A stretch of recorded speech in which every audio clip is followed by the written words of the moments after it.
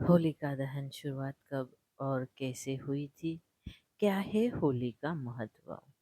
होलिका दहन भक्त प्रहलाद की याद में मनाई जाती है। भगवान श्री कृष्ण के काल में इस त्योहार से रंग जुड़ गया और इसे उत्सव की तरह मनाए जाने लगा। जानते हैं भक्त प्रहलाद से जुड़ी कथा।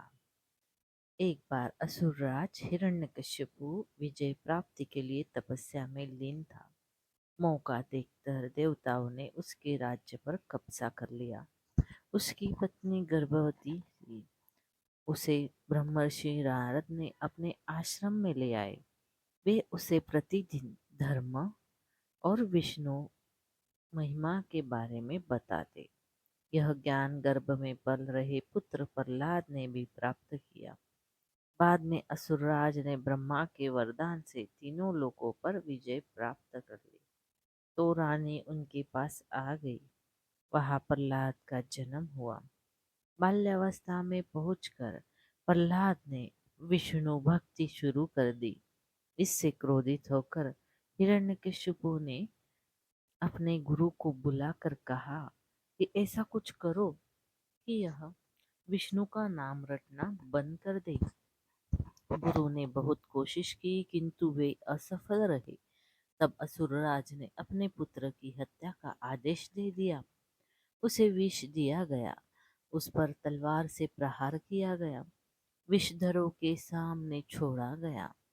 हाथियों के पैरों तले कुचवालाना चाहा। पर्वत से नीचे फेंकवाया। लेकिन ईश्वर कृपा से प्रहलाद का बाल भी बाका नहीं हुआ। तब हिरण्यकशिपु ने अपनी बहन होलिका को बुलाकर कहा कि तुम प्रहलाद को लेकर अग्नि में बैठ जाओ, जिससे वह जलकर भस्म हो जाए। होलिका को वरदान था कि उसे अग्नि तब तक कभी नहीं हानि पहुंचाएगी जब तक वह किसी सद्वृत्ति वाले मानव का अहित करने की ना सोचे।